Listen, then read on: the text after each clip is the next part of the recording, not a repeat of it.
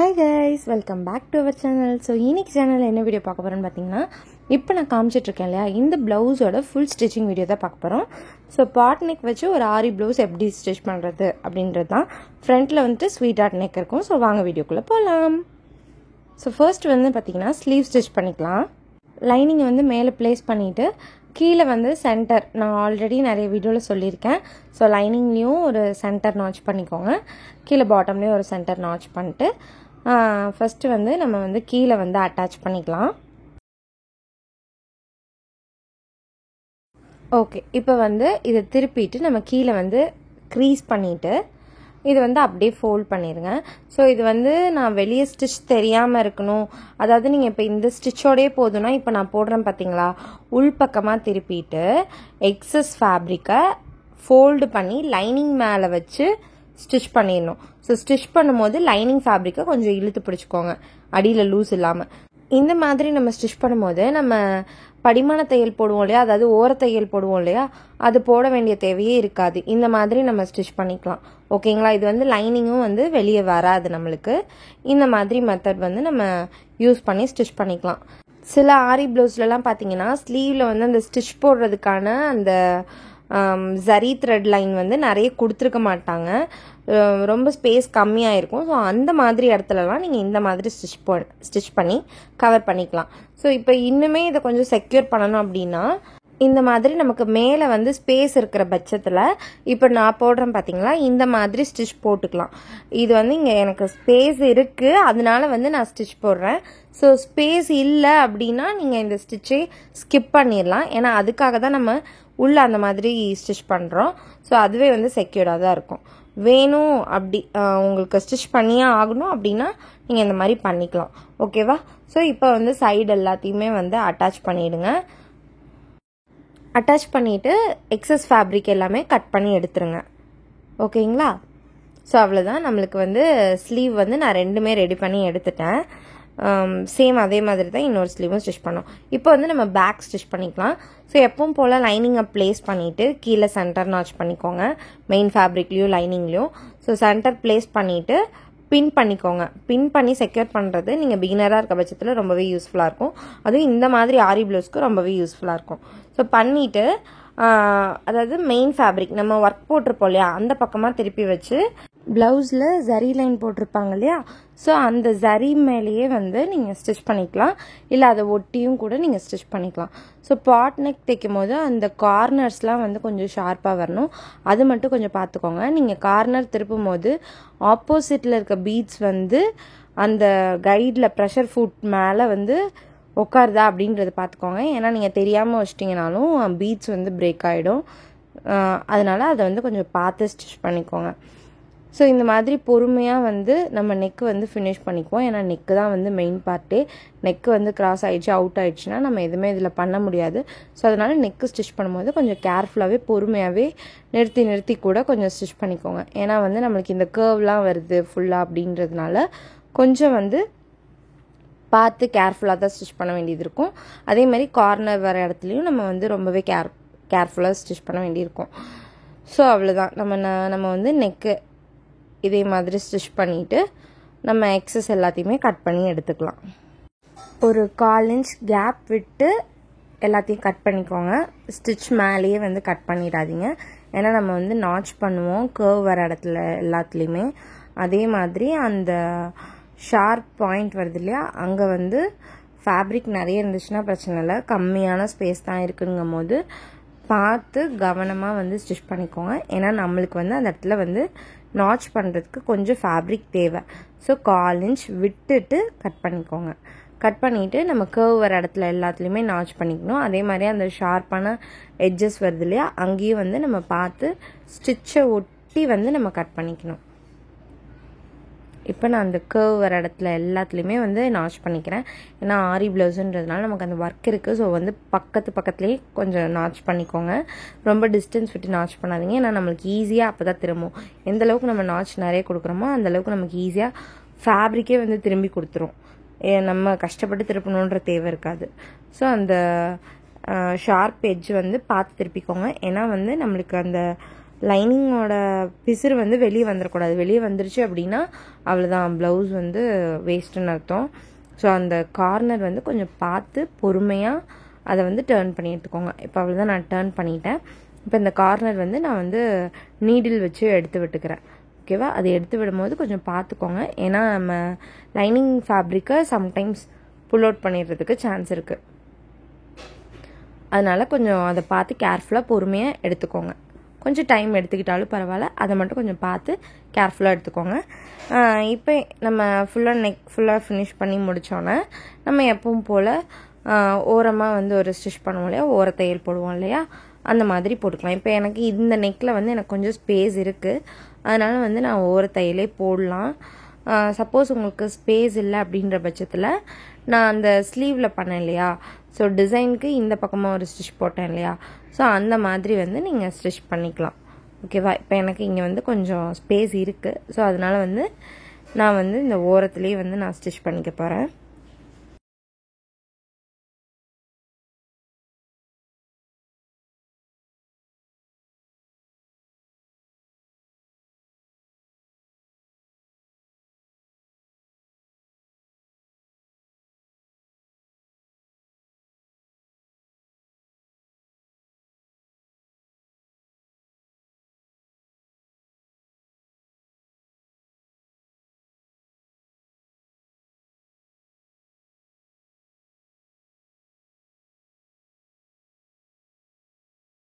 அந்த கார்னர்ட்டெல்லாம் ஸ்டிச் பண்ணும்போது கொஞ்சம் பார்த்து ஸ்டிச் பண்ணிக்கோங்க, ஏன்னா அதெல்லாம் கொஞ்சம் டஃப்பான பார்ட்டு தான்.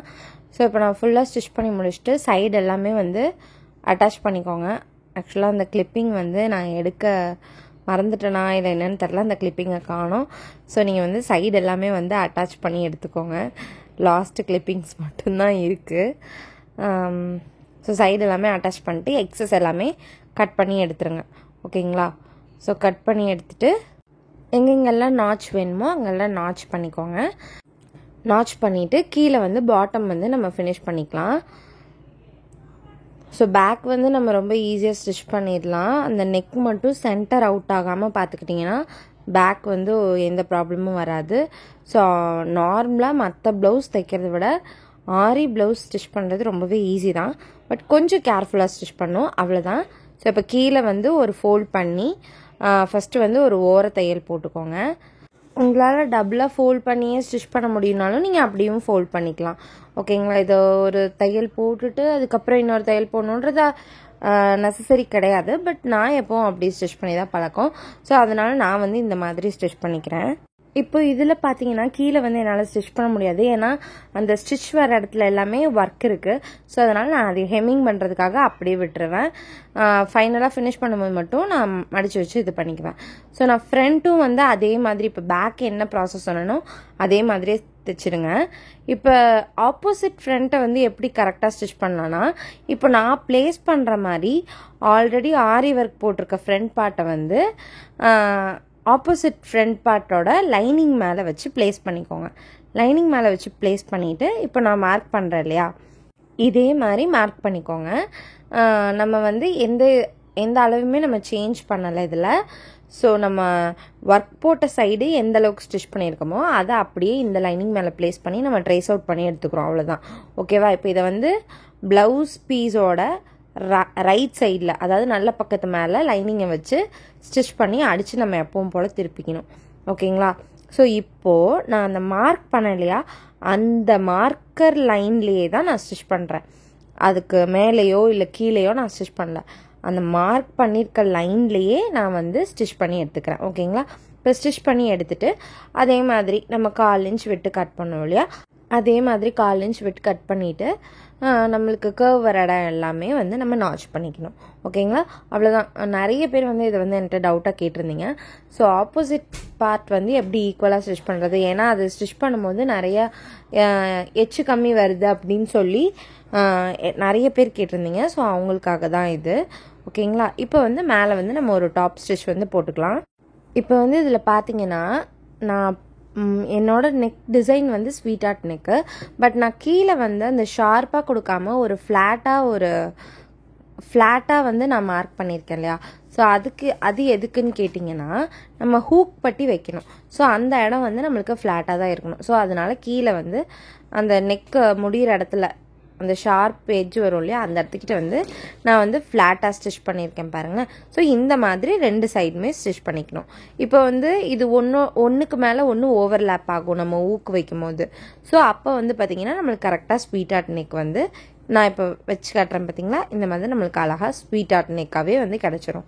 ஸோ இதுக்காக தான் நம்ம அந்த மாதிரி ஒரு கேப் கொடுக்கறது. ஸோ இந்த மாதிரி நீங்களும் ஸ்டிச் பண்ணிக்கோங்க. இப்போ வந்து நம்ம வந்து டாட் எல்லாமே வந்து ஸ்டிச் பண்ணிக்கலாம். ஸோ நான் ஒரு சைடு வந்து உங்களுக்கு காட்டுறேன், அனதர் சைடு வந்து சேமஸ் அதே மாதிரி தான், அதே மாதிரி ஆப்போசிட் சைடும் வந்து நீங்கள் ஸ்டிச் பண்ணி எடுத்துக்கலாம். ஓகேங்களா, நான் ஒன் சைட் மட்டும் ரெஃபரன்ஸுக்கு காட்டுறேன், ஏன்னா உங்களுக்கு டைம் டியூரேஷன் வந்து கொஞ்சம் அதிகமாகும். இதே ப்ராசஸ் தான், வேறு எதுவும் நம்ம இதில் புதுசாலாம் பண்ண போகிறதில்ல. சேம் இந்த சைடு என்ன பண்ணுறோமோ அதே தான் நம்ம அந்த சைடும் பண்ண போகிறோம். ஸோ பாருங்கள், ஃபினிஷ் பண்ணியாச்சு 2 சைடுமே. ஸோ இப்போ நெக்ஸ்ட் வந்து பார்த்திங்கன்னா பட்டி கீழே வைப்போம் இல்லையா, அந்த பட்டி பார்ட் வந்து எடுத்துக்கலாம். ஸோ நல்ல பக்கம் ஃபேப்ரிக்கோட நல்ல பக்கத்து மேலே லைனிங்கை ப்ளேஸ் பண்ணிவிட்டு இப்போ நான் ஸ்டிச் பண்ணுறேன் பார்த்திங்களா, அந்த மாதிரி ஒரு லைன் போட்டுட்டு க்ரீஸ் எடுத்து விட்டு கீழே வந்து ஒரு 1/4 இன்ச்சுக்கு வந்து ஸ்டிச் பண்ணிக்கோங்க. ஓகேவா, நான் பட்டியுமே ஒன் சைட் ஸ்டிச் பண்ணி காட்டுறேன், அதர் சைடு அதே மாதிரி தான். ஸோ இப்போ வந்து ஓரம் எல்லாமே தையல் போட்டுட்டு எக்ஸஸ் எல்லாமே கட் பண்ணிவிடுங்க. ஓகேவா, பட்டி வந்து ஒரு பெரிய விஷயமா கிடையாது, அது ரொம்ப ஈஸி அது ஸ்டிச் பண்ணுறது. ஸோ அவ்வளோதான், இந்த மாதிரி ரெடி பண்ணிவிட்டு எக்ஸஸ் எல்லாமே கட் பண்ணிவிடுங்க. ஸோ இதே மாதிரி இன்னொரு பார்ட்டியும் வந்து ரெடி பண்ணி எடுத்துக்கோங்க. பட் ஃப்ரண்ட் வந்து ஆப்போசிட்டில் இப்போ எப்படி ஸ்லீவ் எப்படி அட்டாச் பண்ணுவோம் அந்த மாதிரி வச்சு இதை வந்து ரெடி பண்ணி எடுத்துக்கோங்க. இப்போ வந்து நம்ம ஃப்ரண்ட் பார்ட்டில் பட்டி வந்து அட்டாச் பண்ண போகிறோம்.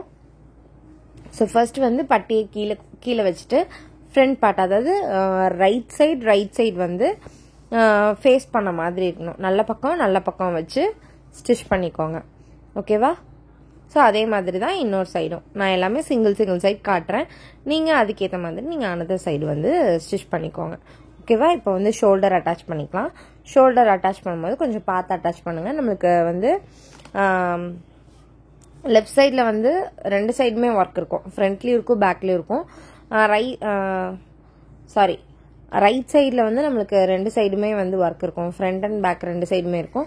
லெஃப்ட் சைடில் வந்துட்டு ஒரு சைடு தான் வந்து நம்மளுக்கு ஒர்க் இருக்கும், பேக்கில் மட்டும்தான் இருக்கும். ஸோ அது அந்த ரைட் சைடு வந்து ஸ்டிச் பண்ணும்போது மட்டும் கொஞ்சம் பார்த்துக்கோங்க, ஏன்னா பீட்ஸ் எதுவும் உடஞ்சிடாம கொஞ்சம் நல்லா உள்ளே வந்து கொஞ்சம் நல்லாவே அந்த 2 ஒர்க்கும் வந்து கேப் இல்லாத மாதிரி பார்த்துக்கோங்க. ஓகேவா, இப்போ ஷோல்டர் ஸ்டிச் பண்ணியாச்சு. நெக்ஸ்ட் வந்து நம்ம ஹூக் பட்டி ஸ்டிச் பண்ணுறோம். ஹூக் பட்டி நான் ஏகப்பட்ட வீடியோஸ் போட்டிருக்கேன், ஷார்ட்ஸே. இப்போ கூட ரீசெண்டாக வந்து டீட்டெயிலாக எக்ஸ்பிளைன் பண்ணி போட்டேன், எப்படி வைக்கணும், எவ்வளோ இன்ச்சில் வைக்கணும் அப்படின்றது எல்லாமே நான் ஷார்ட்ஸாகவே போட்டிருக்கேன். ஸோ வேணுன்றவங்க அதை போய் பார்த்துக்கோங்க. நார்மலாக எப்பவும் போல் இப்போ ஹூக் பட்டி தான் நான் ஸ்டிச் பண்ணிகிட்ருக்கேன். ஸோ அதனால் ப்ளவுஸோட நல்ல பக்கத்து மேலே நான் வச்சு தைச்சிட்டு இதை வந்து அப்படியே வந்து திருப்பிட்டு நான் வந்து ஃபோல்ட் பண்ணி ஸ்டிச் பண்ணிக்குவேன். இது வந்து நம்மளுக்கு ஹூக் சைட். ஸோ ஹூக் பார்ட்டை வந்து நம்ம ஃப்ரண்ட் பார்ட்டோட ரைட் சைடு, அதாவது நல்ல பக்கத்து மேலே வச்சு தான் ஸ்டிச் பண்ணணும்.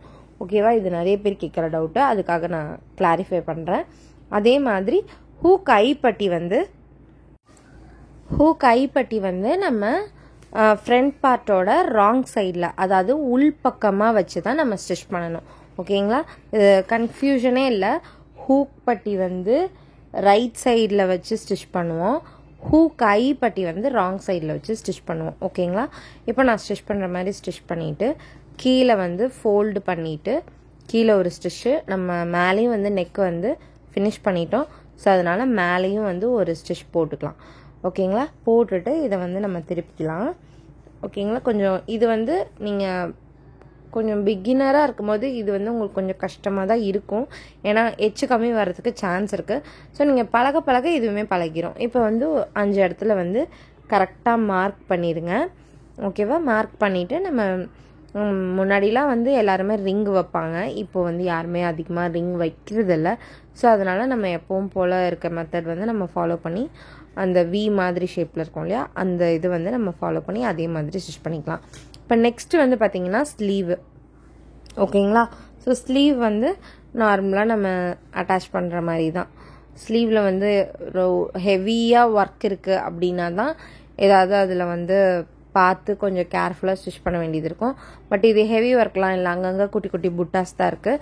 ஸோ இப்போ அட்டாச் பண்ணுற இடத்துல புட்டாஸ் வருது அப்படின்னா என்ன பண்ணலாம் அப்படின்னு கேட்டிங்கன்னா, அந்த ஃபுல்லாகவே வந்து அதை வந்து நீங்கள் பிரேக் பண்ணிடணும்.